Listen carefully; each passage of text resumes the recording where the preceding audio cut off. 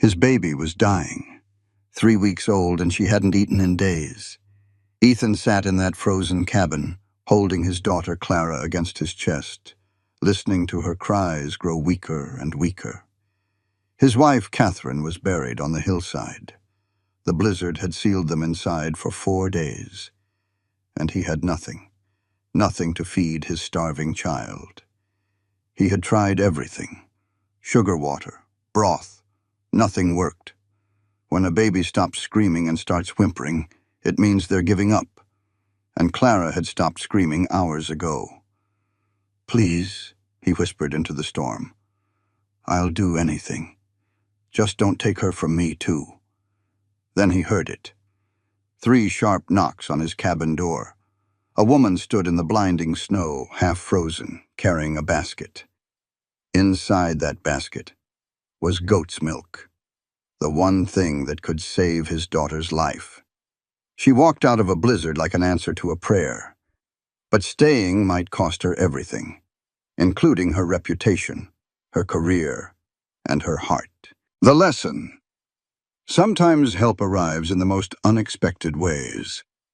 When you're at the end of your rope, don't give up, because the miracle you need might be just one knock away. And sometimes the life you never planned becomes the greatest gift you'll ever receive. If you believe in second chances and the power of showing up for someone in their darkest hour, leave a comment below. Subscribe and hit that bell, because stories like this remind us that love can be rebuilt from the ashes. That cabin was just a lonely spot he'd built with his own 2 hands 3 years back. It was supposed to be a place full of promise, a place to raise a family. Now, it just felt like a cold, empty tomb. Ethan sat by the hearth, holding his daughter Clara, feeling all thumbs. She was just so tiny. A man forgets how fragile a newborn is, how a fella's rough hands don't seem right holding them. She was hungry, had been for what felt like days. The snow had been falling for 4 days straight, sealing them inside. The drifts were already chest high. The closest neighbor was 6 miles down a road that was buried deep under all that white. The town of Bentwood was 12 miles the other way. He'd tried everything. He gave her warm sugar water from a rag, drop by drop. She took a little, but it wasn't nearly enough. He even boiled some dried deer meat into a thin broth for her. She just choked and sputtered, her little face turning red. His wife, Catherine, she would have known just what to do. But Catherine was gone. That thought hit him like a mule kick every single time, knocking the wind right out of him. Just 2 weeks ago, she was right here, laughing and holding this same baby. Then a fever took her in 3 short days. The midwife did all she could, but it wasn't enough. He buried Catherine himself on a hillside she loved, under a big cottonwood tree. He carved her name on a wooden cross while little Clara screamed her lungs out back in the cabin. Now, sitting in the dark with the fire almost gone and the wind screaming outside, Ethan felt a cold he'd never known before. He felt whipped. "I'm so sorry, little girl," he whispered, his voice cracking. "I just don't know what else to do." Clara's cries had turned into weak little whimpers, and that scared him more than the screaming ever did. When a baby gets that quiet, it means they're giving up. He got up and paced the floor, holding her tight to his chest to keep her warm. His own stomach was aching with hunger. He hadn't eaten in 2 days, saving what little he had left, hoping he could find a way to keep her alive. There was half a bag of cornmeal, a little coffee, and a few strips of jerky. Nothing a baby could eat. The wind hammered the cabin, making the shutters rattle. He knew he'd have to go out soon and dig for the woodpile. He'd have to leave Clara all alone in the cold. He hated it. He hated that Catherine wasn't here. He hated that he was failing their daughter. He'd faced down thieves and wolves. He'd survived things that would kill most men. But holding his dying child with no way on God's green earth to save her was a whole different kind of fight. "Please," he said out loud to the storm, "I'll do anything. Just don't take her from me, too." The wind just howled back at him. Clara whimpered again, her tiny fists weak against his shirt. And then he heard it, clear as day, right through the storm. A knock. 3 sharp knocks on his cabin door. Ethan's head shot up. He stared at the door, thinking he must be hearing things. Nobody could be out in this weather. The knock came again, louder this time. Real. He crossed the room in 4 long strides and threw the door open. A person was standing there, covered in snow, wrapped in a heavy wool cloak caked with ice. The wind was whipping it around something fierce. Then the figure looked up and he saw a woman's face. She was young, maybe 25. Her face was red with cold and her lips were nearly blue, but her eyes were sharp. They were a startling green that seemed to cut right through the storm. "I need shelter," she said, her voice shaking but firm. She didn't sound like she was from around these parts. "Please." Ethan just stepped back and opened the door wider. "Get in." She stumbled inside and he slammed the door shut, throwing the bolt. The sudden quiet was deafening. The woman stood there dripping, snow melting all over the floor. She had a canvas bag over one shoulder and a wicker basket in her hand. Her city boots were soaked and falling to pieces. "There's a fire," Ethan said, pointing to the hearth. "Get yourself warm." But she didn't move. Her eyes went right to Clara. "The baby," she said. "Is she sick?" "Hungry." The word came out like gravel. "Her mama passed 2 weeks ago. I can't." He couldn't even finish the sentence. The woman's face changed in that moment. She set down her things, pulled off her wet cloak, and walked straight toward him. "May I?" she asked, holding out her arms. Ethan only hesitated for a second before handing Clara to her. The woman held the baby like she'd been doing it her whole life. It surprised him. She looked around the cabin, at the dying fire and the empty shelves. "How long since she's eaten?" she asked. "Hours," Ethan said. "I tried sugar water, but it ain't enough." "No, it wouldn't be," she said, her voice soft now. "She's weak, but she's a fighter." She carried Clara over to the table and then went to her wicker basket. From inside, she pulled out a bundle wrapped in cloth, a jar, and a small cup. "I have goat's milk," she said, unwrapping a clean glass bottle. "It's not the best thing, but it'll keep her alive." Ethan just stared. "How in the world?"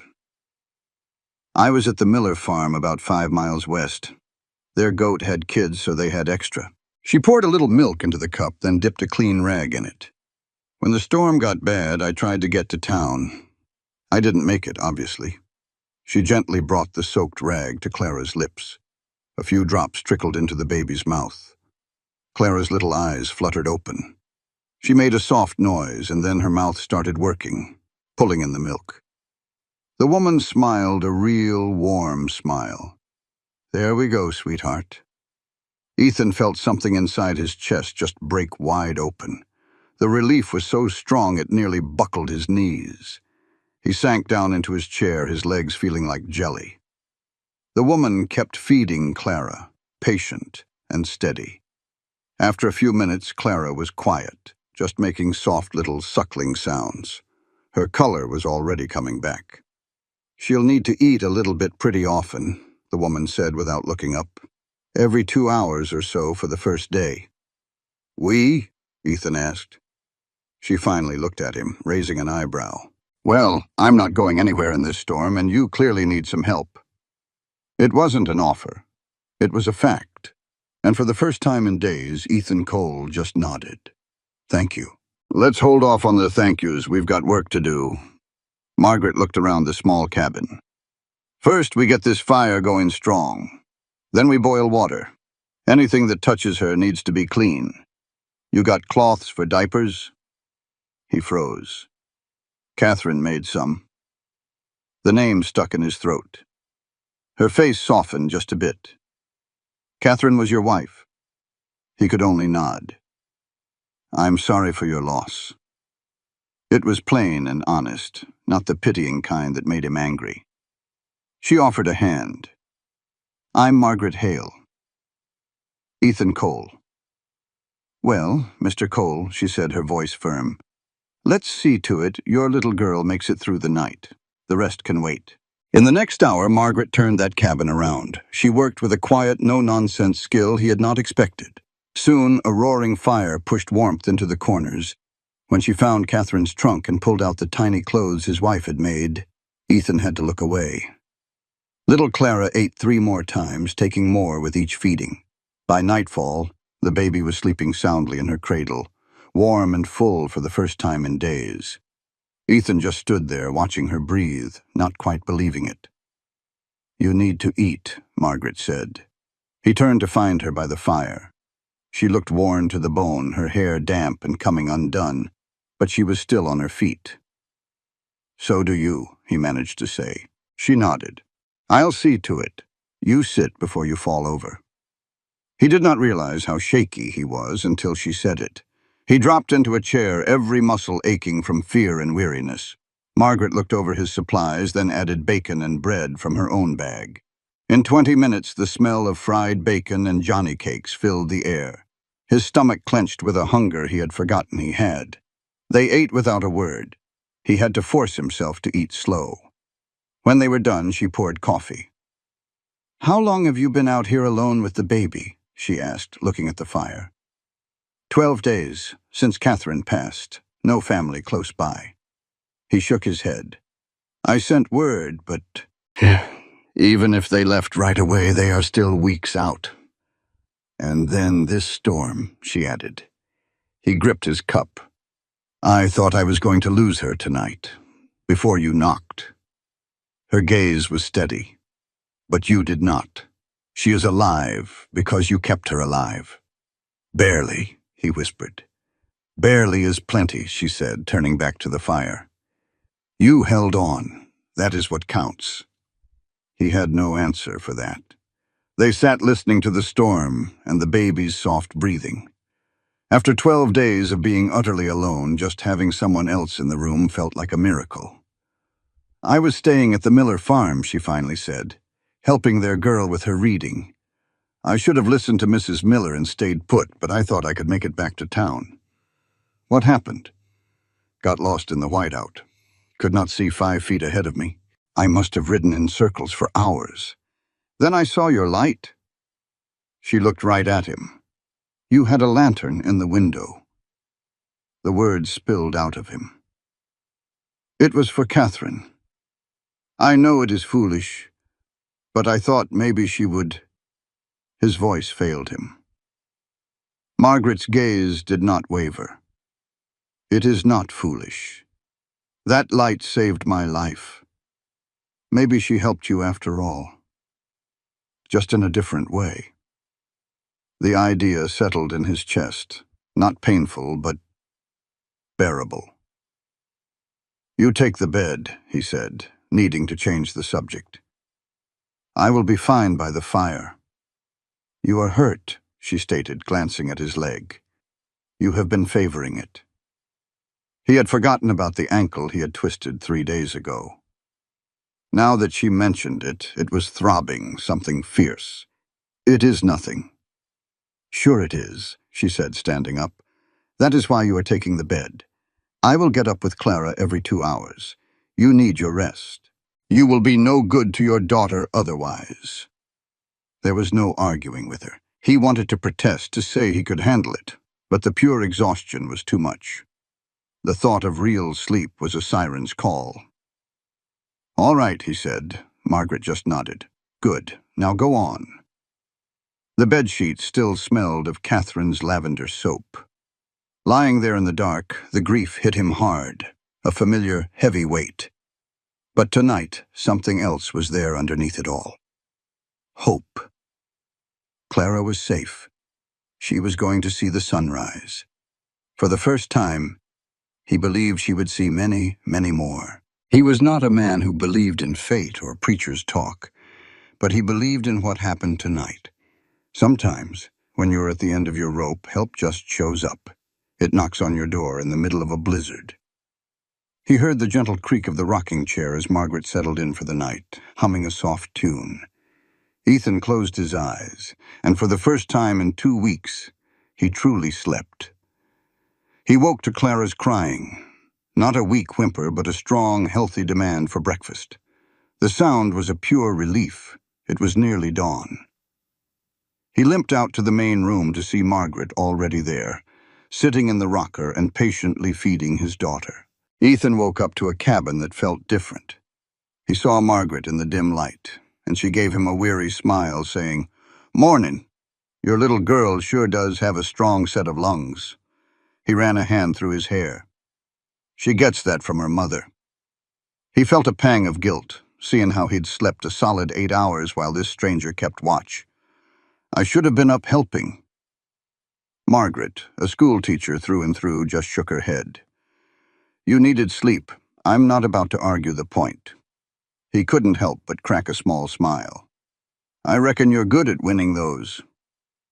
After Clara was fed and burped, Margaret gently laid her back in the cradle. Looking at the window, she said, "Looks like this storm is letting up. You'll probably be able to travel in a day or two." A cold knot formed in Ethan's gut. Of course she'd leave. She had a life to get back to. She'd done an incredible kindness for a stranger, and now it was over. That's just how the world worked. "Right," he managed to say. "Of course." Margaret turned, her gaze steady. "Let's just get through today. Tomorrow will take care of itself." And they did. A quiet rhythm filled the small cabin. Margaret tended to Clara every 2 hours, carefully rationing the milk she'd brought. In between, she brought a sense of order to the chaos his home had become. She never asked. She just saw what needed doing and did it. Ethan handled the heavy work. He dug out the woodpile from under the new snow and checked on his horse and the milk cow in the barn. He was thankful to find the cow was still giving a little milk, enough to help stretch their supply. By nightfall, the place felt warm and safe again. Clara was doing better, her cries strong and healthy. The cabin was clean, there was wood by the fire, and for the first time in 2 weeks, Ethan didn't feel like he was completely alone and drowning. They ate a quiet dinner of venison stew. Ethan found himself watching Margaret. She moved with a quiet purpose that was remarkable. With her sleeves rolled up and dark curls escaping her pins, he realized she was pretty. It wasn't a flashy kind of beauty, but something deeper, in the set of her jaw and the clearness of her eyes. He quickly looked away, a wave of guilt washing over him. It had only been 2 weeks since he'd buried Catherine. He had no right to be noticing another woman. "Tell me about Catherine," Margaret said, her voice soft but clear. Ethan looked up, surprised. "What?" "Your wife," she said gently. "It's plain to see you loved her. And she was ready for this baby with all the clothes she made. I'd like to know a little about the woman she was." No one had asked him that. Folks offered their sympathies, then hurried on, afraid of his grief. "She was from Ohio," he began, his voice a bit rough. "I met her at a dance right after her family moved out here." A small smile touched his lips. "She told me I was the worst dancer she'd ever laid eyes on." Margaret gave a soft laugh. "Was she right?" "Lord, yes. I've got 2 left feet." He paused, turning his cup in his hands. "She was smart. Always had her nose in a book. She wanted to start a town library so the children had more to read than just their school books. She would have liked you." His voice cracked. "She would have known just what to do with the baby. She had it all planned out." "But she didn't plan on leaving," Margaret said quietly. "None of us ever do. And she left behind a man who is doing the best he can in a terrible situation. That's not failure, Mr. Cole. That's love." Ethan had to turn away, his eyes burning. They sat in silence for a while, the only sounds being the fire and Clara's soft breathing. "What about you?" he finally asked. "How's a schoolteacher from back east wind up in Wyoming territory?" Margaret smiled. "A mix of adventure and pure stubbornness. My father had a banker all picked out for me back in Boston. I wanted a life, not just a comfortable arrangement, so I answered an ad to teach out west." "Your family must have been proud." Her smile soured just a little. "My mother wept for a week. My father said I was throwing my life away. They're still waiting for me to come home with my tail between my legs." "Will you?" he asked. "No," she said with a certainty that left no room for doubt. I like it here. There's an honesty to this land. Folks are who they are because they have to be. Ethan nodded. That's true enough, though I could do without these blizzards. You're welcome to stay as long as you need to, he said, his ankle throbbing as he stood. Thank you, Mr. Cole, that's kind. It's Ethan, he said. Mr. Cole sounds like my old man. Then you'd best call me Margaret. She stood and gathered their plates. Now go rest that ankle. I'll take the next feeding with Clara. He started to protest, but he was dead tired and his ankle was screaming at him. You need to sleep too, he said. I'll rest when she rests, she replied firmly. We have a system. Don't go upsetting it. He knew she was right. Still, accepting help felt like admitting he'd failed somehow. Margaret's voice softened. Ethan, it's all right to let someone help you. There's no shame in it. He looked at this woman, this stranger who had walked out of a storm and saved not just his daughter, but him too. She looked at him with understanding, not pity. All right, he said. Thank you. That night, for the first time since Catherine was gone, Ethan felt a sense of gratitude. He wasn't alone in this fight. Even if it was just for one more night, that was more than enough. But the next morning, the storm was back, meaner than before. The wind howled like a mad animal, and the snow was so thick you couldn't see the barn 30 feet away. Margaret was already up with Clara, looking bone-tired. Dark circles shadowed her eyes. She'd been up all night again, and a fresh wave of guilt hit him. It came back, she said, her voice flat with exhaustion. Worse this time. Ethan stared out the window at the blinding wall of white. Could be like this for another day, maybe two. Then I suppose I'm staying another day or two, she said. Her words were simple, but he could see the tension in her shoulders. She was strong, this woman, but everyone has a breaking point, and he worried she was getting close to hers. Can find someone to cover my classes. What I need right now does not matter one bit. Trying to travel in this storm would be a fool's errand. She settled Clara onto her other hip, gently wiping a smudge of milk from the baby's chin. Besides, your little girl needs to eat, and I'm not leaving until I'm sure you can handle things on your own. His pride should have been stung by her words, but instead of feeling like a failure, a wave of pure relief washed over him. He had one more day, maybe two. More time to learn the things Margaret seemed to know by heart. More time to watch her handle Clara with a confidence that looked so easy. More time to not feel so utterly alone. I will make us some breakfast, he offered. They quickly fell into the easy rhythm they had found the day before. Ethan made coffee and corn cakes while Margaret fed and changed the baby. Afterwards, he bundled up and went out into the biting cold to see to the animals. By the time noon rolled around, something felt different. Margaret was quiet, and she moved like every step was a chore. She stood up too fast from laying Clara in her cradle and swayed, grabbing the table to steady herself. Ethan was by her side in an instant. What is wrong? Nothing, I just got up too quick. But her face was pale as a sheet, and he could feel her trembling. You are worn. Slap out. When was the last time you truly slept? I have been resting between her feedings. Resting is not the same as sleeping. He took her arm and gently guided her to the bed. You have been going for nearly 2 straight days. You cannot keep that up. Clara needs you to not collapse on the floor. His voice was soft, but there was no arguing with it. I can handle the next few feedings. You showed me how. Now you lie down before you fall down. Margaret opened her mouth to argue, but then she just seemed to give up. She sank onto the bed, and the look on her face told him she was at the very end of her rope. Just for an hour, she mumbled. Wake me in an hour. I will wake you when you have had some real rest. She tried to say something else, but her eyes were already closed. In just a few minutes, she was fast asleep, still in her clothes. Ethan watched her for a moment, then quietly shut the door. He turned back to the main room where Clara was starting to fuss. All right, little lady, he whispered, lifting her up. Let us see if your daddy can do this all by himself. And he could. Margaret had taught him just how to warm the milk and hold Clara so she would not choke.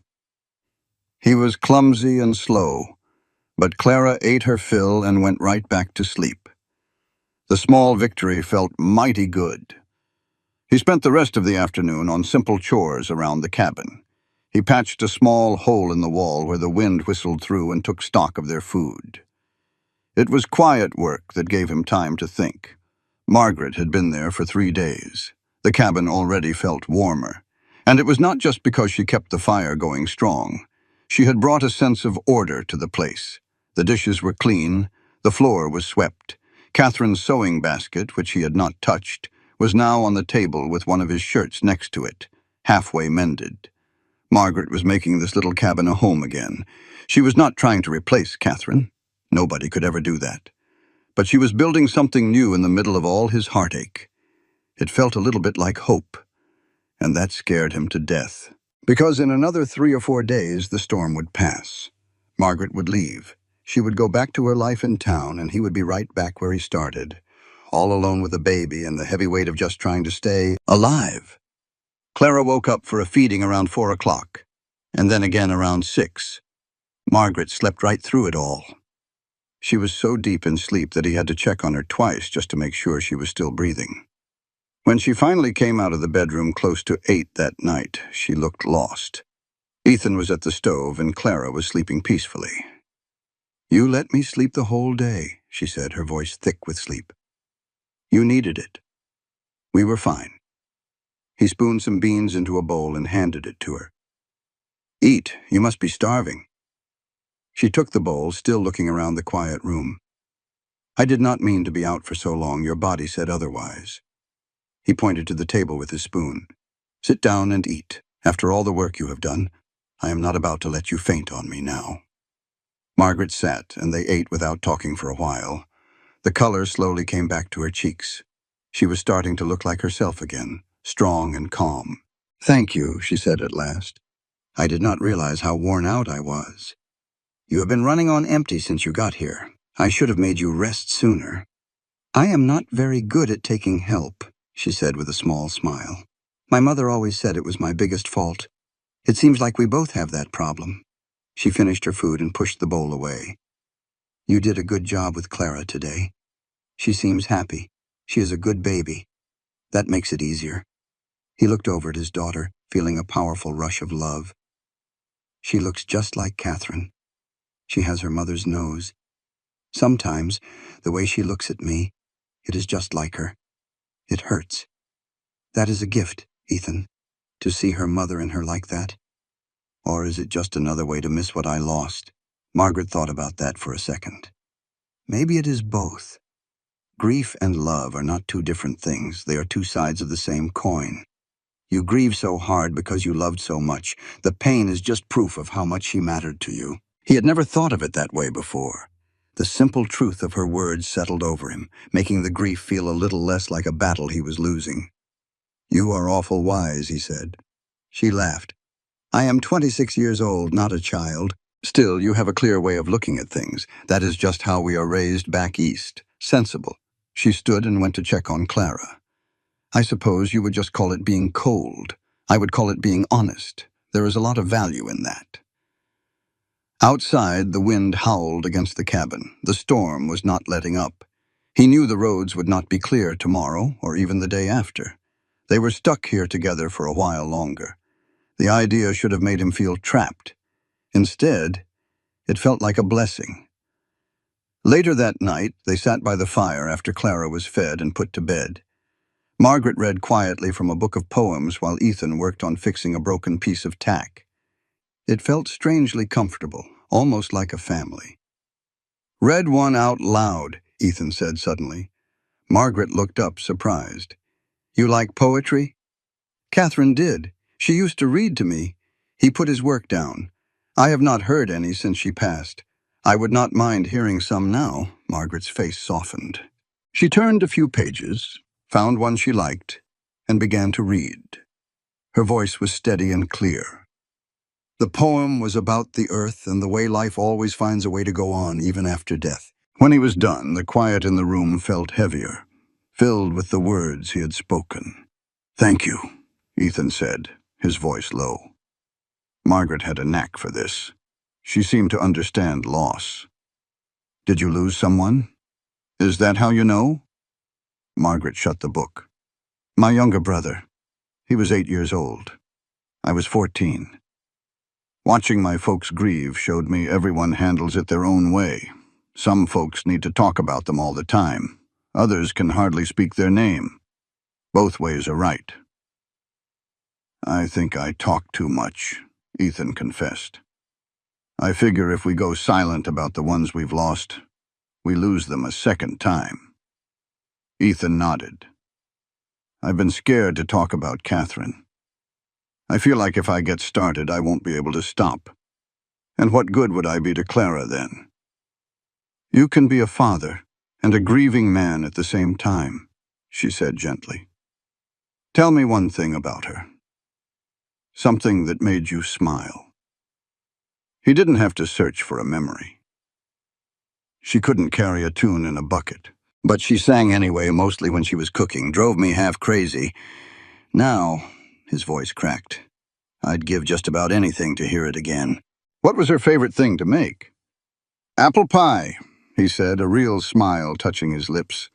"She made the best crust I ever tasted. Always said a man who could appreciate a good pie was a man worth keeping." Margaret's laugh was soft. "She sounds like she was a wonderful woman." She was. She truly was. Saying it out loud to someone who just listened, who did not try to fix him, it helped. It was not a cure, but it was a comfort. They stayed up late, sharing stories. She told him about teaching, and he told her about the hard truth of ranching, of working with land and beasts that paid no mind to a man's plans. Around midnight, Clara started crying. They both stood up at the same time and nearly ran into each other. "I'll get her," Margaret said with a smile. "You've been up since before the sun." "So have you." "Yes, but I think she likes my singing better than yours." "That's because I haven't sung to her at all," he admitted. "Exactly," she teased. "You are a wise man, Ethan Cole." He watched as she calmed Clara with a low hum. The fire crackled, casting a warm glow on the small cabin. Outside, the storm raged on, but in here it felt safe. Ethan realized this was what he had been missing. It was not just the help. It was the company, another soul to share the quiet burden of just being. He had forgotten how truly lonesome he was, until Margaret showed up. The next morning, the storm was even worse. The cold was so deep it painted the windows with thick frost. "Well," Margaret said, looking outside, "we are not going anywhere today either. I am sorry." "Don't you go apologizing for the weather. You can't control it any more than I can." She moved to the stove and started making coffee. "Besides, there is plenty to do. When was the last time you took stock of your supplies?" "I have not since Catherine took sick."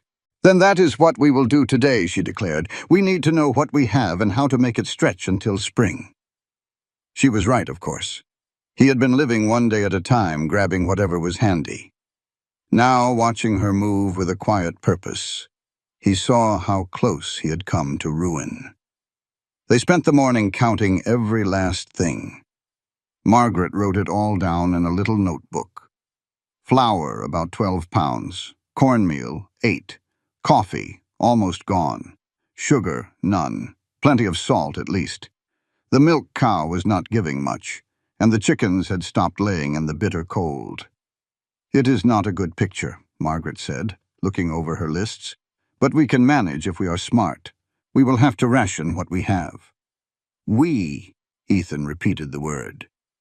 She looked up, and for a second her expression changed. "It is just a figure of speech.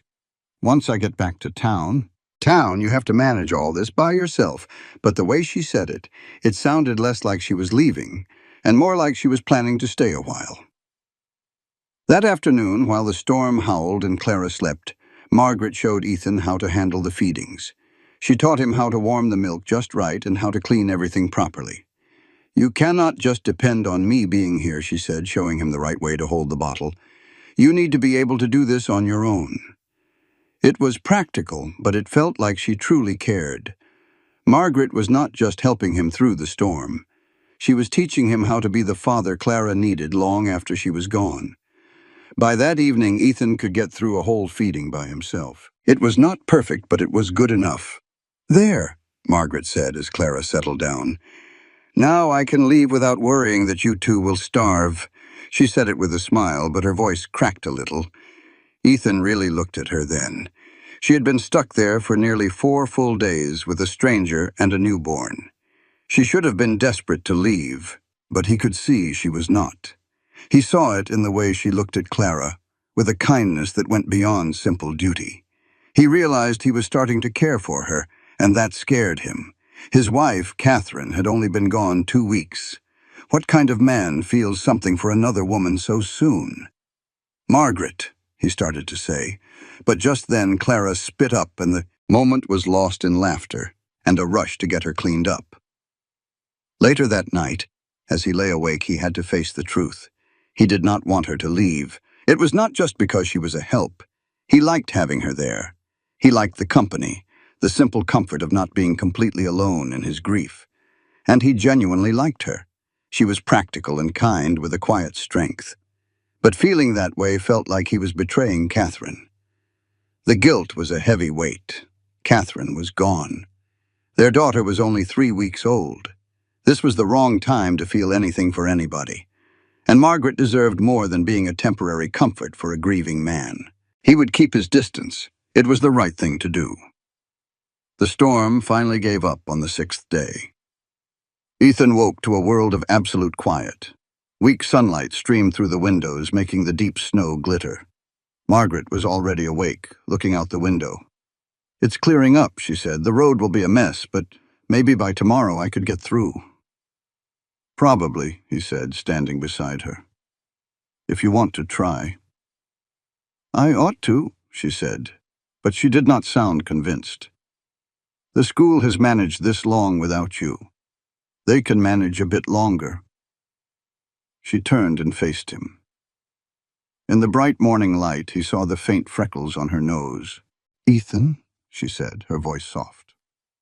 "What are we doing?" He understood exactly what she was asking. It was about the connection that had taken root between them in these few days. It was about the easy way they worked together and the late-night talks. "I don't know," he answered honestly. "But I do know I am not ready for you to go." Her eyes were full of a feeling he could not quite name. "Your wife just passed. You are grieving." "It is not just that," he said, turning to her. "I am a mess, Margaret, I know that. I am lost and grieving. But you being here, it is not about filling a space Catherine left. You are not her. You are you. And I like who you are." "I like who you are too," she whispered. "But I am not sure that is enough. It does not seem fair to either of us." "Life out here is never simple," he said. "It does not stop being hard just because the timing is bad." A small smile touched her lips. "No, I suppose it does not." Just then, Clara started to cry from her cradle. Margaret went to her without a second thought. Ethan's heart pounded in his chest. He had said it out loud. Now they had to decide what it meant. He worried she might leave as soon as the roads were clear and never come back. The thought made his chest tighten. But he had learned a hard lesson recently. Wanting something did not mean you got to keep it. He just had to hope this time would be different. Margaret did not leave the next day. The roads are still too bad, she reasoned. It would be foolish to try. Ethan did not argue, though they both knew she could have found a way to town if she really wanted to go. Instead, they settled into a routine that felt a lot like a life. He did the hard work outdoors, and she managed the house and cared for Clara. They worked together easily, falling into a natural rhythm. In the evenings, they would sit by the fire and talk. She told him about her old life in Boston, in a house full of books and rules she needed to escape. He told her about growing up on the ranch, learning from his father about the tough but satisfying work of living off the land. "Do you miss it?" Margaret asked one night. "Boston, I mean. All the things you left behind." "I miss the bookstores sometimes," she said with a faraway smile. "But I do not miss the rest of it. The constant pretending, the feeling of being trapped. No, I do not miss that at all." "That must have taken a whole lot of courage." "Or just plain stubbornness," she replied, pulling her shawl tighter. "My mother thinks I am wasting my life teaching farm children how to read. She wrote me a letter saying I should be married to a man with money, hosting parties." "And what did you tell her?" "I told her that I am contributing. I said that education is more important than parties. And I said those farm children deserve a chance just as much as any city kid." Her jaw was set. She has not written back. Ethan couldn't help but smile. I reckon that conversation did not go how she planned. "My mother and I don't see eye to eye on much," Margaret said, her gaze softening as she looked at him. "What about you? Does your family approve of your choices?" "My brother thinks I'm a fool for staying here after Catherine died. He wrote me, said I should sell this ranch, take Clara back to Colorado so he and his wife could help raise her right." Ethan shook his head. "But this is Clara's home. Catherine is buried on that hill. Everything we built together is right here. I am not walking away from that just because things got hard." "Hard? No, you would not." She said it with a sureness that warmed his chest. "You are not the kind of man who leaves. How can you be so sure?" "We have only known each other a little over a week. I'm a good judge of people. It is a skill you pick up from teaching. You learn to see who folks really are." She tilted her head, giving him a good look. "You are loyal, Ethan Cole. Maybe too loyal. You see things through no matter the cost. It is one of your best qualities. You say that like there are bad ones. Oh, there are plenty. You are stubborn as a mule. You never ask for help even when you are drowning, and you carry around your guilt like it is some kind of prize." But she said it all softly, without an ounce of judgment. "Still, the good in you far outweighs the bad." He did not know how to answer that, so he changed the topic to her students. Her whole face lit up when she talked about them. She spoke of a shy girl who finally found her voice, and a boy who was clumsy with words but a wonder with numbers. She mentioned a teenager who dreamed of being a lawyer, though his family needed him on the farm. "That is what I love about it," Margaret said, her eyes shining. "Watching a person realize they are more than they ever thought.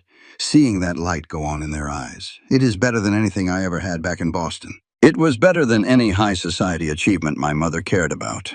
Ethan knew that feeling. He had felt it with his ranch, back before Catherine got sick. That deep-down satisfaction of building something with your own two hands. He had lost that feeling in the storm of grief.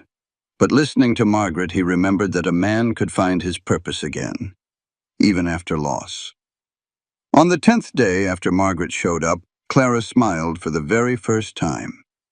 It was late in the morning. Margaret was changing the baby while Ethan washed the breakfast plates. She was talking to Clara in that gentle, steady voice of hers, telling the baby every little thing she was doing. "There we go, sweet girl, all clean now. Does that not feel better? Now let us put you in this beautiful gown your mama made. See this stitching? Your mama had such a talent with a needle. You will learn all about her as you get bigger. All the things that made her so special." And Clara, who had been staring up at Margaret's face, just smiled. It was a real smile, a true flash of joy that changed her whole tiny face. Margaret gasped, "Ethan, come quick." He was by her side in 3 long steps, leaning over to see. Clara's smile was gone, but when she saw her daddy, she did it again. It was a wobbly, uncertain little smile that was there and gone in a second. Ethan felt his throat tighten. She smiled. She really smiled. Margaret was beaming. "Oh, Clara, you clever little thing. That is just wonderful." She scooped the baby up and held her close. Ethan reached out to touch his daughter's cheek. His hand brushed against Margaret's shoulder, and for a long moment, neither of them pulled away. They stood there, huddled over Clara, sharing a moment that should have belonged to Catherine.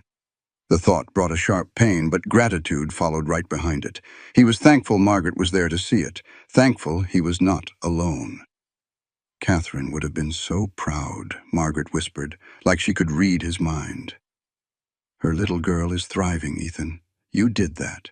You kept her safe until I could get here. Together, we got her here. That means something. He just nodded, unable to speak. Margaret shifted, turning to face him with Clara nestled between them. In that quiet moment, they felt less like a widower and his helper, and more like something new, something that did not have a name yet. A vulnerable look crossed Margaret's face. I should leave soon. The weather has cleared up and I'm running out of excuses. Do you want to leave? That is not the question. The question is whether it is fair for me to stay. She looked down at Clara. I have been here nearly 2 weeks, Ethan. Folks in town are going to start talking. About you, about me, and about what it means for me to be living out here with you. To heck with my reputation. The words came out stronger than he meant. You saved my daughter's life. Anyone who has a problem with that can come talk to me. It is not that simple, and you know it. Why not? Why does everything have to be so complicated? He moved so he could see her face. You want the truth? I do not want you to go. Not just because I need help with Clara, and not just because it makes things easier. I like having you here. I like talking with you. I like the man I am when you are around. If that is selfish, then I reckon I am selfish. Margaret's breath hitched. Your wife just passed, and I miss her every single day. I will probably miss her for the rest of my days.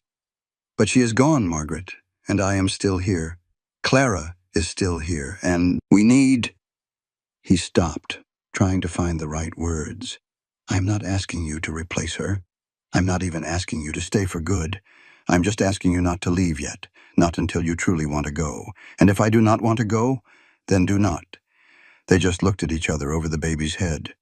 The only sounds were Clara's soft breathing and the crackling fire. Margaret's eyes were shiny with tears she refused to let fall. This is crazy, she whispered. Just plain crazy. People will talk. Let them talk. My mother will be horrified. She already thinks you are wasting your life out here. Might as well give her something real to be upset about. Margaret let out a watery laugh that was half a sob. Has anyone ever told you that you are terrible at courting a woman? Catherine told me all the time. He managed a small smile. But she married me anyway. She must have been a very patient woman. Or just as stubborn as me. He reached up and touched her cheek. Stay, please. At least stay through the winter. Help me learn how to be a father. And let us see what this is between us. No promises, just time. Margaret closed her eyes and leaned into his touch. When she looked up again, her mind was made up. Through the long winter, she said, we have to do this right. I will stay on as your housekeeper and help you with Clara. But we will have our own sleeping quarters and act accordingly. If we are going to see what this could be, we will do it with respect, or I could not face my students ever again. He felt a wave of relief. Whatever you say, however you want this to go, and you must tell folks the truth, that you hired me to help with the baby after Catherine passed. That makes it decent. I would have hired you if you had given me a moment to ask before you just took charge of everything. She gave him a real warm smile this time. You see? We are not even telling a fib, just being careful with the truth. Just then, Clara let out a loud wail, demanding their attention. They both turned to her, and the strange feeling between them melted away into the familiar tasks of caring for a baby. But something had changed for good. The air now felt full of hope and heavy with the choices they had made, and the ones that were still to come. Margaret was staying. Maybe for the whole winter. They had time. The next morning, Ethan rode out to the Miller place to set things straight. The Millers were good, practical folks who did not get sentimental, and they took his story that he had hired Margaret to help with the baby through the winter without asking too many questions. Mrs. Miller gave him a long, knowing glance that said she figured there was more to it, but she just nodded. She promised to let people in town know that Miss Hale had found a good position and would not be back at the schoolhouse until springtime. When Ethan got back to his house, it felt like a real home for the first time since Catherine was gone. Margaret had worked some magic on the little cabin. She had moved her small handful of things to a corner of the main room and hung a blanket for a curtain to make a private sleeping spot. She had also moved Clara's cradle near her own space, so she could see to the baby in the night without waking Ethan. It was all set up to be as proper as possible while still making sense. "The school board might not want me back come spring if they hear I have been improper," Margaret said when she saw him looking at her work. "This way, if anybody asks, I can tell them I had my own room." "You have really thought about this. I always think about things. Some folks say it is a weakness of mine. I would call it a strength." A small smile touched her lips. "You would? That is one of the things I like about you. You do not think being careful is the same as being a coward." In the weeks that followed, they fell into a comfortable rhythm. Ethan saw to the ranch and the heavy chores. Margaret ran the house and took care of Clara, though Ethan got better with his daughter every day and started handling more of her feedings himself. They cooked their meals together and ate together. Their evenings were spent talking quietly while Clara slept. Little by little, they started to truly know each other. Ethan learned that Margaret hummed old hymns while she worked. He learned she had a firm opinion on just about everything from schools to the right way to bake biscuits. He learned she was a big reader with a mind that held on to everything. And he learned she had a surprising, dry sense of humor that could make him laugh out loud. Margaret learned that Ethan was a quiet man, but his silences were full of thought, not emptiness. She saw how he noticed the small things, like when she was tired and would help without making a big show of it. She learned he had a special touch with animals and could calm the wildest horse with just his patience. And she learned that he carried his sadness deep inside, and sometimes he just needed to be left alone with it, for a while. They learned to understand each other without words. They figured out how to share the small cabin without bumping into each other. They found the rhythm of a life together, making something new out of all they had lost. All the while Clara was growing. She put on weight, her cheeks getting round and her little arms and legs getting chubby. She started sleeping for longer spells at night. Her eyes started to focus, following their faces. One evening, late in February, when Clara was about 6 weeks old, Ethan saw Margaret at the window, just staring out into the dusk. "What is on your mind?" he asked, coming up beside her. "My mother's letter. The one I picked up in town today. She still wants me to come home. She says I am wasting my future on a foolish whim that will only end in tears. Do you think she is right?" "No. But I do wonder if I'm being fair to you or to Clara." She turned to look at him. "I am not her mother, Ethan. I can never be. And you are not looking for a new wife. You are hurting and you are lonely and you are just trying to get by. What is going to happen when you do not need me anymore? When Clara is bigger and you can manage by yourself? Do I just pack up and leave? Go back to teaching school and act like this part of my life never happened? Is that all you think this is? Something convenient?" "I do not know what this is. That is the whole trouble." Ethan took a deep breath. "You are right that I am grieving. That is not going to just disappear. And you are right that I needed help something awful when you showed up. But Margaret, I asked you to stay because I wanted you here. I still want you here. Not because it is easy, or because you are a help, but because with you here, this place feels like it might become a home again one day." "One day," she repeated softly, "but not now. I will not pretend I am ready for whatever this is turning into. But I am not asking you to put your life on hold while I sort myself out. I am just asking for some time. Time to mourn my wife properly, to learn how to be a father, and to figure out if what I'm feeling for you is real, or if it is just my loneliness wearing a prettier dress. And what if it is just loneliness? Then I will tell you so, plain and simple, and you can do what you need to do." He stepped a little closer. "But I do not think it is. I think this is real, Margaret. It is messy and complicated and probably too soon, but it is real. And I think you feel it too, or you would not have stayed." She met his eyes for a long moment before she gave a slow nod. I do feel it, and it scares me half to death. Me too. So, what do? We just keep on like we are. We take it one day at a time, and when spring gets here, if it all still feels real, then we will figure out what comes next. He took a chance and reached for her hand. I cannot promise you forever, Margaret. I cannot even promise you next month. But I can promise to be honest with you. I will do my best not to hurt you, and I will respect your choice, whether you stay or go. Margaret looked down at their hands and then back at his face. That is more than most men would offer. You deserve more than that. She gave him a sad, hopeful smile. My mother would say I am being a fool, that I should leave right now before my heart gets tangled up in this for good. And what do you say? I say your mother-in-law made the best biscuits in the county, and somebody needs to teach me her recipe. She squeezed his hand. I say that little girl deserves to have folks in her life who love her, and I am already halfway there. I say winter is long, and leaving now would be a fool's errand.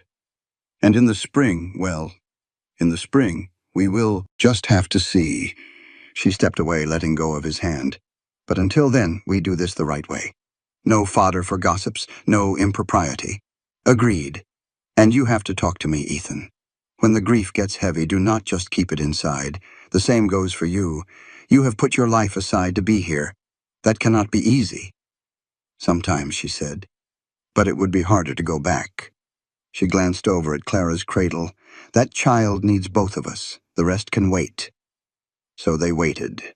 Through the last of February and into March as winter finally started to lose its grip.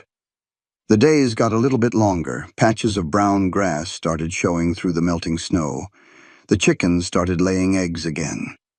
Life was slowly coming back.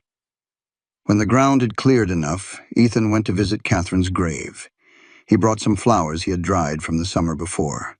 Margaret stayed at the cabin with Clara to give him his time alone. He sat on the hill for a good while, telling his wife all about their daughter, and about the good woman who was helping him raise her. I think you would have liked her, he told the simple wooden cross. She is smart and she is kind. Clara, I am not trying to replace you. Nobody could, but she is helping us, Catherine. Helping us do more than just get by. He touched the wooden cross. I hope you understand. I loved you. I still do. But I think I could love her too down the road. Is that wrong? The wind whispered through the trees. A hawk called out somewhere far away. The land stretched out below, beautiful and unforgiving. He did not get an answer, but he did not really need one. Catherine was gone. He was here.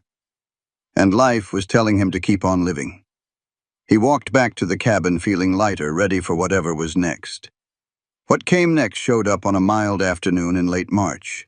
The snow was mostly gone, and little green shoots were pushing up through the mud. Margaret was hanging laundry on a line Ethan had put up. Clara was sleeping in a basket nearby. A wagon was coming down the road. Visitors were still a rare sight. Margaret shielded her eyes to get a better look. Two women were in the wagon. One was older, with gray hair and a face as hard as a rock. The other was younger, with sharp, disapproving eyes. Margaret knew them both from her short time in town before the storm. It was Mrs. Patterson, the woman who had taken her teaching job, and Mrs. Holbrook, the preacher's wife. Mrs. Holbrook considered herself the town's moral compass. Margaret's heart sank. This was not a friendly visit. Ethan came out of the barn, saw the wagon, and came to stand right beside Margaret. His jaw was set tight. The protective way he stood there made her heart ache, even as she worried about what was coming. The wagon stopped. Mrs. Holbrook climbed down, moving quickly for a woman her age. Mrs. Patterson followed her, looking more worried than angry. "Miss Hale," Mrs. Holbrook called out across the yard. "We need to have a word." "Mrs. Holbrook, Mrs. Patterson?" Margaret kept her voice steady. "What brings you all the way out here?" "I believe you know," Mrs. Holbrook said. Her eyes scanned the cabin, the laundry line, and Margaret's simple work dress.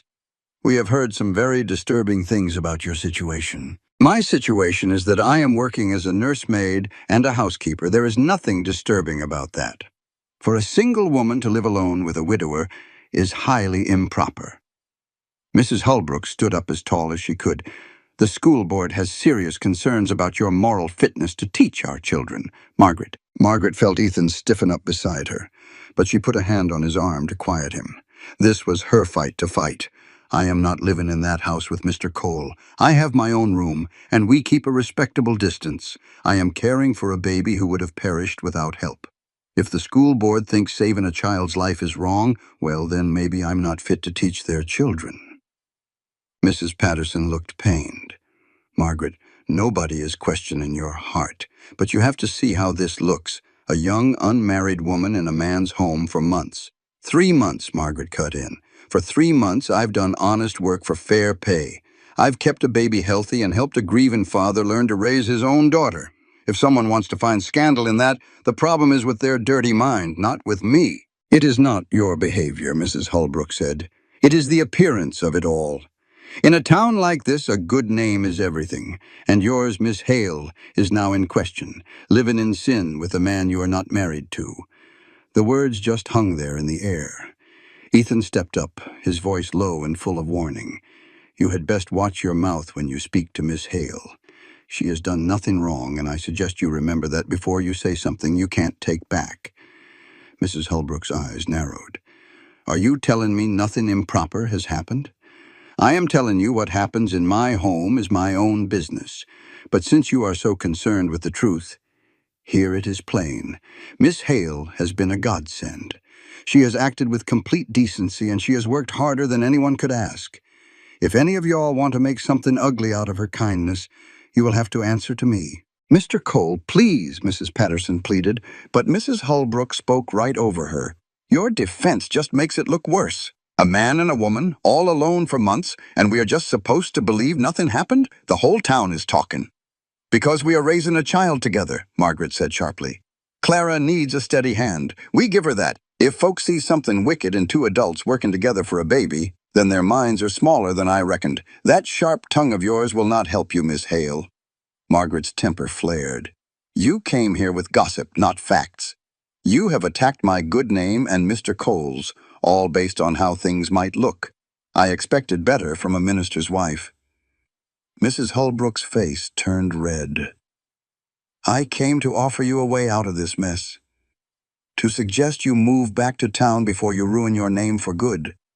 And abandon Clara and Mr. Cole? There are other women who could help.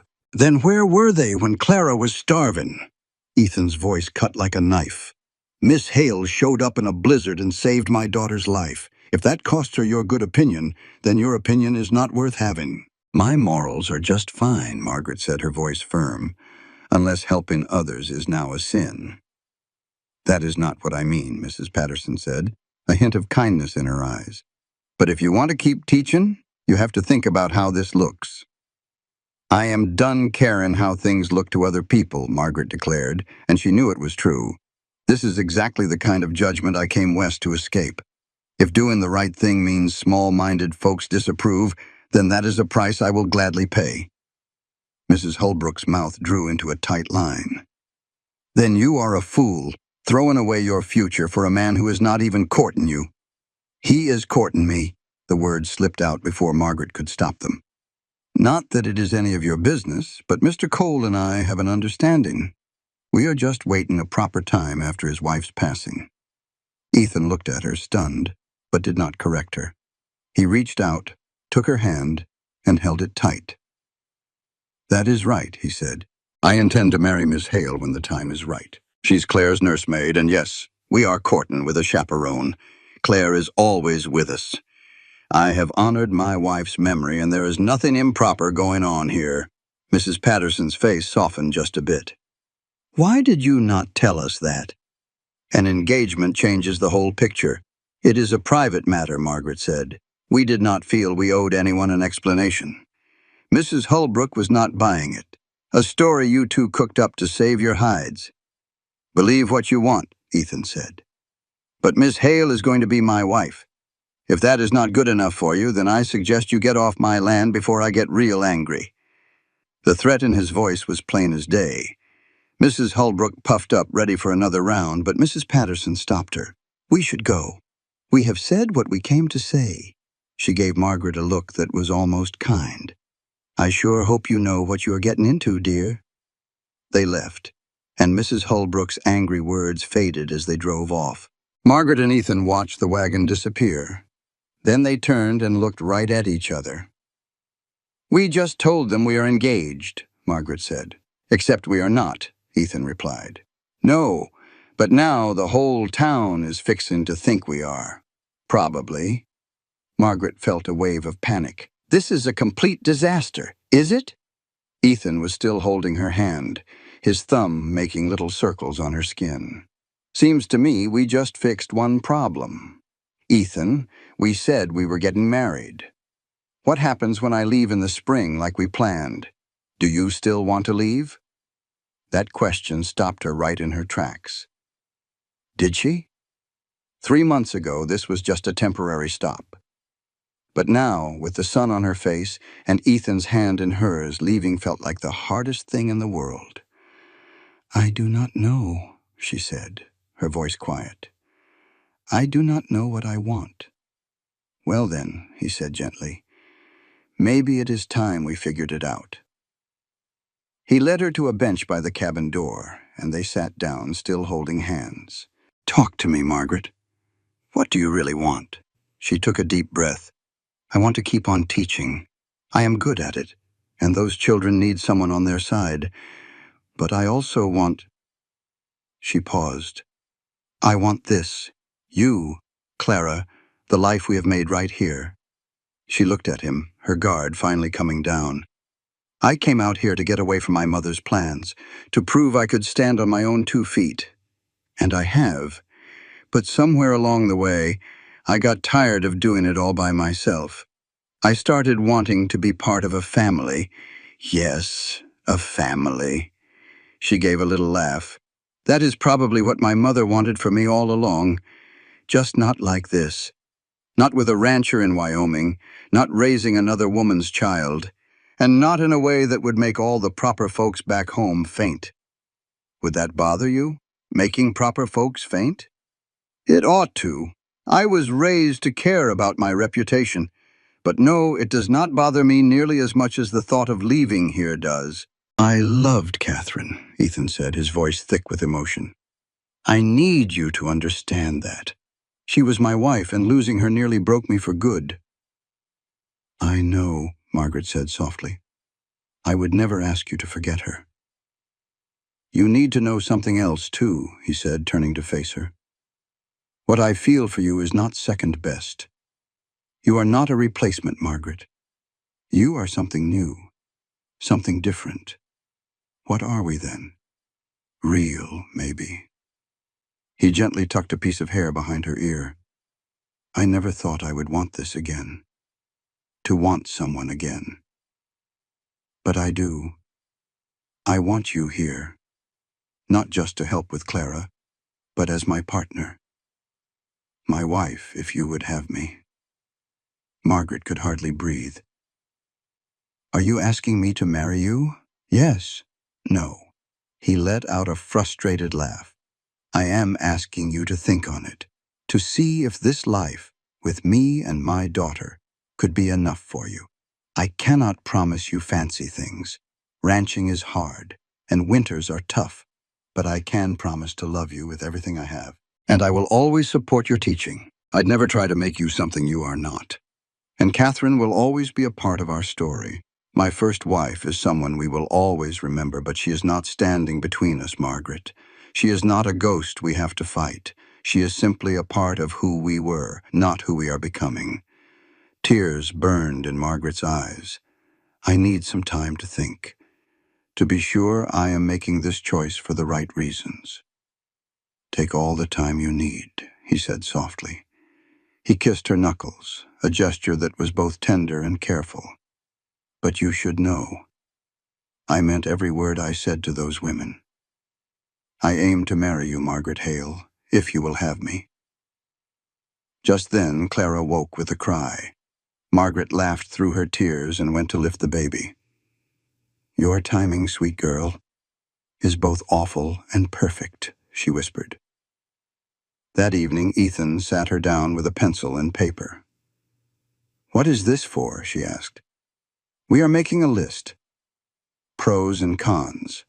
You like to be practical, so let's be practical." He drew a line right down the middle of the page. Reasons to marry me on this side, reasons not to on the other. Margaret could not help but smile. This has to be the least romantic proposal in history. "I am a rancher, not a poet. Work with what you have." He tapped the paper.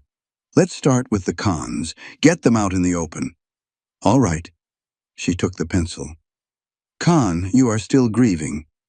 This could be you just needing help with Clara." He nodded. "That is fair. Write it down." She did. "Con, I would have to give up teaching. Married women do not usually teach school. Not always true out here on the frontier, but it is a real concern." Write it down. "Con, I hardly know you. 3 months is not nearly long enough for a choice this big." Also fair. Next. "Con, people will always talk. Our children will grow up hearing whispers about their parents." "Our children." He said it so softly, and she realized what she had said. Not just Clara. Our children, plural. She felt her face get warm. "Hypothetical children," she stammered.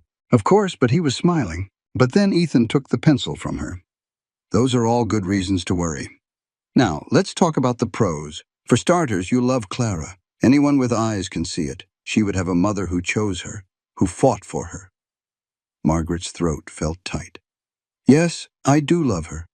Pro, we get along just fine. 3 months in this tiny cabin, and we have not killed each other. That has to count for something." She let out a small laugh. "That is a low bar, but you are right. Pro, you said you were tired of being alone. Marriage means a partnership, someone to share the work and face the hard times with. That is true. Pro, I love you." He said it plain and simple, like it was a fact as solid as the ground beneath them. "I know it is fast, and I know it is complicated, but Margaret, I love you. The way you think, the strength you have, your kindness, I love all of it." She just stared at him, the words hitting her with real force. "You love me. Yes. You never said that before." "I was waiting for the right time, a time when we were being honest, not just emotional. I love you, Margaret. That is the biggest pro I have. Everything else is just details." She looked at the list, at their careful accounting of risks and reasons. Then she looked at Ethan, at his steady eyes and kind face. "I love you too," she said in a quiet voice. "I was not sure until this very moment. I did not know if it was real or just the situation, but I do. I love you. Is that a yes?" "It is a maybe." She reached for his hand. "Give me until the spring comes for real. When the roads are clear and I could leave if I truly wanted to. Ask me again then, and I will give you an answer I am sure of." "Fair enough." He brought her hand to his lips. "But Margaret, yes? I already know what you're going to say." "How could you know that?" "Because you look at this cabin like it is home. Because you have been planning a garden for weeks now." He smiled. "Because you are already here in all the ways that count. You just need a little time to see it for yourself." She wanted to argue, but when she looked around the little cabin, at Clara's cradle and her books on his shelf, she knew he was right. This place felt like home. These people felt like hers. Leaving now would break her heart. Maybe she had already made her choice after all. The next 3 weeks brought muddy roads and new grass. Neighbors who had been stuck all winter started visiting. The Millers brought eggs and town gossip. 2 of Margaret's old students came by, asking for help with their math. Soon her cabin was full of children twice a week, working on lessons while Clara slept. It felt right, like the life she had wanted out west. But the town's opinion was still a mixed bag. Some folks accepted their story and treated Margaret with a cautious kindness. Others clearly thought the worst and did not bother to hide it. Margaret held her head high through all the whispers and sideways glances. Ethan, however, did not handle it so well. When a shopkeeper in town made a rude comment, Ethan nearly got into a fistfight before Margaret pulled him away. "You cannot fight every person who says something mean," she told him later. "It only makes it worse. They have no right to judge you. They have every right. This is a small town. People talk. We knew they would." She touched his arm. "But their words do not change what is real between us. Do not let them get to you. I just want them to see you the way I do," he said, "as the amazing woman who saved my daughter. Some will not. We cannot control them." She smiled a little. "We can only control ourselves, and getting angry just proves their ugly stories right." He pulled her into a hug. "You are smarter than I deserve." "Yes," she said into his chest, "but you are lucky. I think it is charming when you try to defend my honor." He laughed, and the tension between them melted away. April came with warm winds and birds singing on the fence posts. The big cottonwood trees started to get their leaves. Catherine's grave was now covered in wildflowers. Margaret went to visit the grave often, sometimes with Clara. She would talk to Catherine, telling her how Clara was growing and promising to always love the little girl as her own. "I will never try to replace you," Margaret said one afternoon. "Clara will know who you were. She will know you loved her more than anything. I promise you that." On a warm day in late April, 4 months after she first arrived, Ethan led her up a hill that overlooked their valley. "This is where I want to build," he said, pointing out at the view. "A bigger house with real bedrooms and a proper kitchen. Space for children to play." He turned to her, his face open and honest. "The roads are clear now, Margaret. You could leave today if you wanted to. Go back to your old life, back to your independence. I am asking you to stay," he said, "to marry me and build this life with me." He pulled a small box from his pocket and opened it, showing a simple gold band. "It was my grandmother's. I want you to have it. I want everyone to know you are mine, and I am yours." Margaret looked at the ring, then at the man who had become her whole world. "Ask me right," she whispered. Ethan dropped to one knee. "Margaret Hale, will you marry me? Will you be my wife and Clara's mother? I love you more than words can say." She laughed through her tears and pulled him to his feet. "Yes, yes, I will marry you. I will be Clara's mother, and I will love you for the rest of my life." He slid the ring onto her finger. It was a perfect fit. He kissed her, a kiss full of promise, while the valley stretched out below them. It finally felt like home. They were married 3 weeks later. It was a simple Sunday morning service in May. The little church in Bentwood was filled with their closest friends. The Millers were there, and so was Mrs. Patterson. A few other neighbors came, deciding that love was more important than gossip. Margaret wore a pale blue dress she had made herself. Ethan wore his best suit. Clara was there, of course, a sweet reminder that this was not just about two people. This was about making a family. The preacher kept it short and sweet. When he asked Ethan if he would take Margaret as his wife, Ethan's "I do" was loud and clear. When it was Margaret's turn, she looked right at Ethan and said "I do" with all her heart. The ring he gave her was the same gold band, his grandmother's, worn smooth over the years but still strong. She did not have a ring for him, but Ethan just smiled. "You have already given me everything that matters," he told her. After the preacher announced them husband and wife, Ethan kissed her gently. Mrs. Holbrook did not show up, but Margaret did not care one bit. The people who mattered were there. Later, the Millers had a small party at their farm. There was food and music, and Margaret danced with her new husband. "Catherine was right," Margaret said as Ethan nearly stepped on her toes. "You really are a terrible dancer." "Do you want me to stop?" he asked. She smiled and pulled him closer. "Not for the world." "No, sir," she said, squeezing his hand tight. "Just letting you know our babies will have 2 left feet, just like their daddy." He laughed and spun her, a little off balance, and it was the most perfect moment. Later on, as folks were heading home, Mrs. Patterson took Margaret to the side. "I was wrong about you," the older woman admitted. "I figured you were some city girl who'd cut and run at the first sign of trouble. You proved you have got real grit." Margaret was truly touched. "The school board talked it over. We would be honored to have you back teaching part-time this fall if you would like." A warmth spread through Margaret's heart. I would like that very much. On the quiet wagon ride to their cabin, their own legal home now, Clara slept soundly in her arms. Ethan drove, his hand resting easy on Margaret's knee. It felt like they had been this way forever, even though they had only been married a few hours. Are you happy?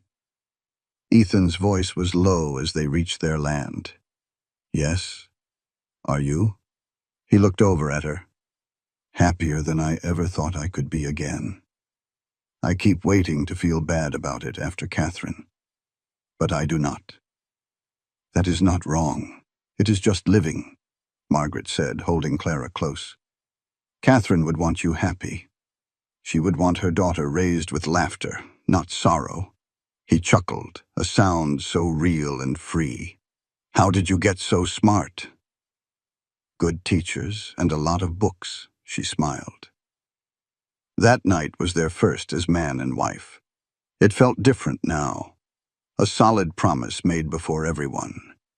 He was so gentle with her. We can wait, he began, but she silenced him with a kiss. I do not want to wait. I want everything that comes with this life. She touched his cheek. I chose you, Ethan. Do not treat me like I am made of glass. You are not glass, but you are precious to me.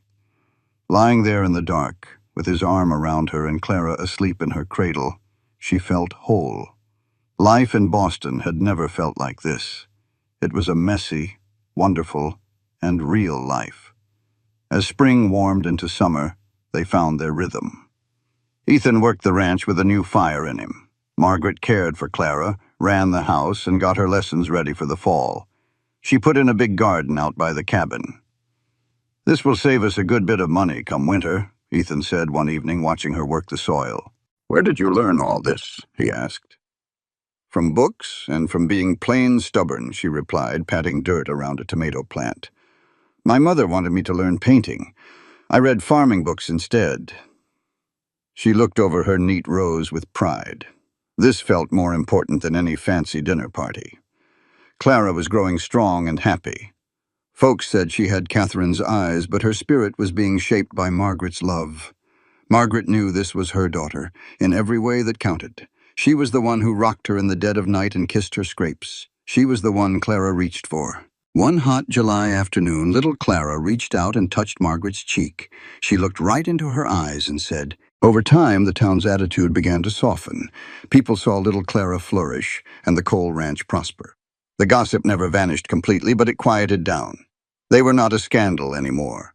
They were just the Coles, a family building a life with hard work and love. That August, Margaret realized she was pregnant. She waited until she was certain before she told Ethan. One evening on the porch, she said it simply. I am expecting. He went still. Are you sure? As sure as I can be. Yes, I am pregnant. He turned to her, his face a mixture of joy and fear. How do you feel about it? Terrified, she admitted, taking his hand. And excited. I know the risks out here. I know what happened to Catherine. I want this baby, but I also want you, Margaret. I want to give Clara a little brother or sister and build this family right. His voice hitched. If something were to happen to you, it won't. She took his hand. I am young and strong. We will have the town doctor here long before the time comes. I am not Catherine, Ethan. This is a different woman, a different time, and it will be a different story. You can't promise that. No. But I can promise to fight with everything I have to stay with you and our children. He held her tight, his face lost in her hair. I can't lose you. I only just found you. Then we will make sure you don't. She looked him square in the eye. Tell me, are you happy about the baby? He put a hand on her belly, still flat against her frame. Happy is not a big enough word. I am happy, and I am scared clear out of my wits. But mostly, I am happy. They sat in the fading light, making plans and facing down their fears, a team against the world. Word travels fast in a small town, and most folks were genuinely pleased for them. A few gossips whispered about how quickly the baby was coming, but those whispers died out soon enough. Anyone with eyes could see the love between Ethan and Margaret was the real deal. One morning, Mrs. Miller showed up with a basket full of baby clothes. "When your time comes, you'll want another woman there," she said, plain and simple. "Someone who has been through the birthing bed. I will come and stay for the last few weeks." Margaret's eyes welled up. "You would do that for us?" "Of course," she said, patting Margaret's hand. "Out here, we look after our own. You have been a blessing for Ethan and that sweet little Clara. Helping bring your baby into this world is the least I can do." As the fall months rolled in and Margaret began to show, she kept on teaching. Her students were curious, and she used it as a lesson. "Will it be painful?" one of the little girls asked. "I imagine so," Margaret answered honestly. "But a woman's body is made for this. It is a hard job, but a natural one." "Weren't you scared to get married and leave teaching?" another asked. "I did not leave teaching. I am right here." She smiled. "And yes, I was scared. Marriage is a huge step. But being scared of something does not mean you run from it. It means you walk toward it with your eyes wide open." "Do you miss living in Boston?" "Sometimes I miss the bookshops, but not the life I had there." She looked at the faces of those frontier children. "Back there, I could not be the person I truly am. Being myself right here is worth more than all the books in Boston." The students seemed to understand, and the lesson continued. In October, Ethan started on the new house, clearing land on a hilltop and laying the foundation. It would take years, building it piece by piece as they could afford it. Margaret would watch him work, one hand on her belly, dreaming of the family that would fill its rooms. 3 bedrooms to start, Ethan told her, showing her his drawings. One for us, one for the girls, and another for company or more babies down the line. It will take some time, but we will have a proper home. We have got all the time in the world, she told him. The first snows of November arrived. Clara, now 10 months old, was delighted by the cold white blanket covering the ground. That evening, the 3 of them sat by the fire, a picture of peace. Margaret held Clara in the rocking chair while Ethan worked on his house plans. She thought about how much her life had changed in just 1 year. A year ago, she was a school teacher, proud but alone. Now she was a wife and a mother with another child on the way, building a life in the wild country of Wyoming. "What is on your mind?" Ethan asked. "Just how strange life is," she said. "I wonder what my 23-year-old self would think of me now. She would probably think I had lost my senses. Then she would meet you and Clara, and she would know I had finally found them." Ethan knelt by her chair. "I love you, Margaret. I do not say it enough. You gave me my life back. You gave us a future. You gave me just as much," she said softly. "A home, a family. We saved each other, Ethan." He kissed her gently as Clara babbled between them. The winter passed easier than the last. This time the cabin was filled with warmth and life. Margaret's pregnancy went along smoothly. By February, she was big and weary, but she was healthy. The baby kicked and rolled, a constant reminder of the strong new life inside her. In early March, Mrs. Miller arrived just as she had promised. She took over the running of the house so Margaret could rest. The doctor from town came by and said everything looked just right. "You are a strong woman," he said. "I expect no trouble, but send for me the minute things get started." Margaret tried not to think about Catherine, about how fast a good birth can turn bad. Labor began on a warm afternoon in late March. The pains were gentle at first, giving them time to send for the doctor. Ethan was a nervous wreck. Margaret could see the terror in his eyes. "I am going to be fine," she told him between the waves of pain. "This time is different. I am not leaving you. You cannot know that for sure." "No, but I believe it," she said, gripping his hand as a contraction seized her. "You have to believe it too." The doctor arrived as the sun went down, and Mrs. Miller took charge with a calm hand. Clara was sent to stay with a neighbor for the night. The cabin was readied, and Margaret began the hard work of women.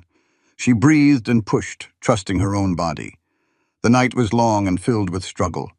There were moments she thought the pain would break her. But Mrs. Miller coached her, and Ethan held her hand, his face pale but his grip sure. "You are doing so well, my love," he whispered. "So strong. Just a little longer."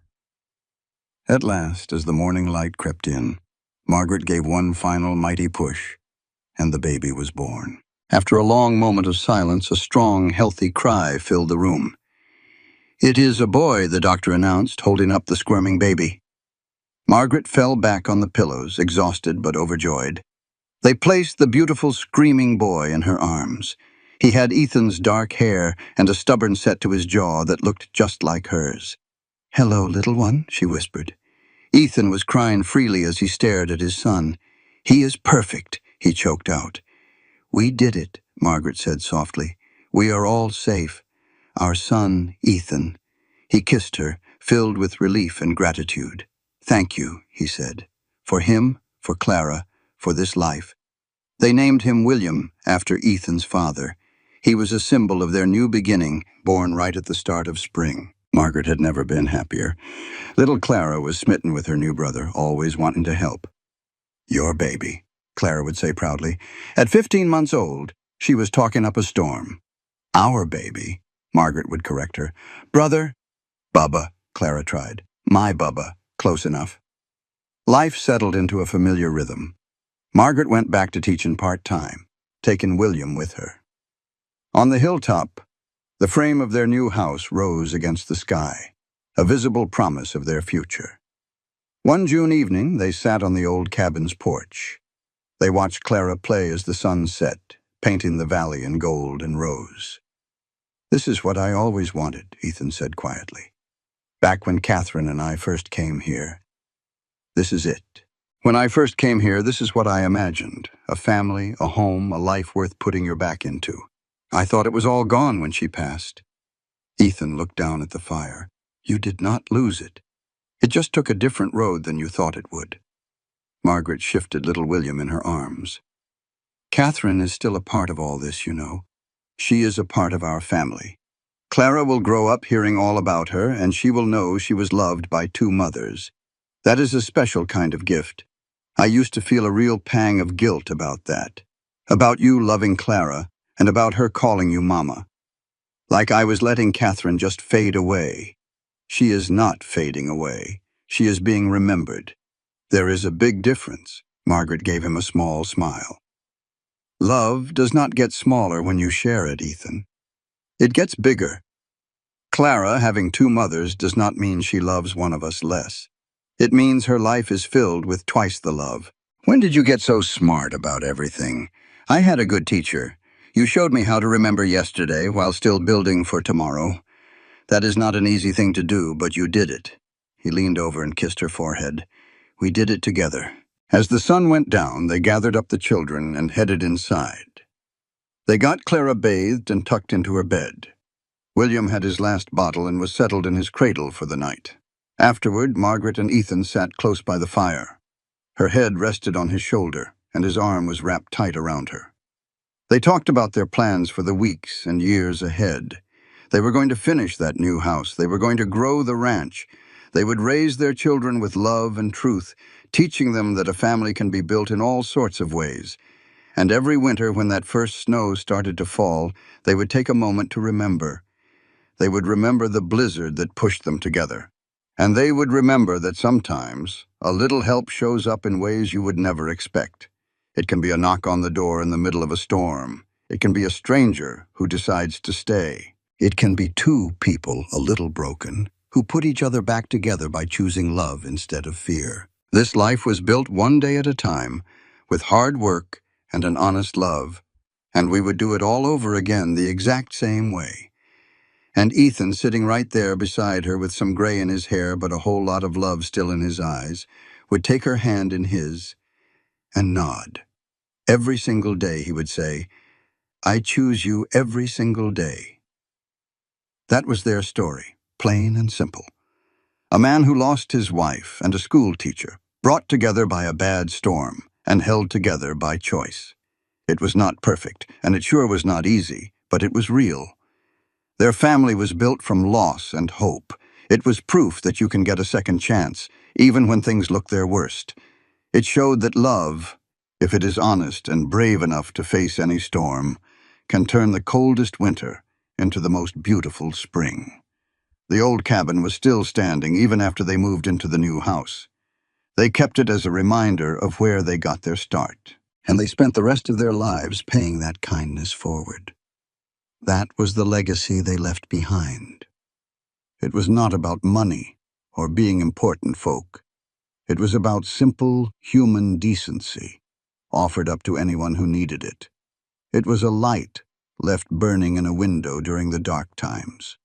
It was a knock on the door that was answered with a warm welcome.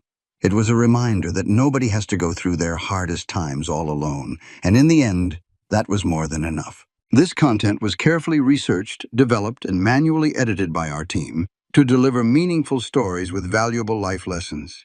Every narrative is crafted to entertain, inspire, and empower our audience. We believe that great stories can change lives, and we are committed to bringing you content that matters. Thank you for being part of our community.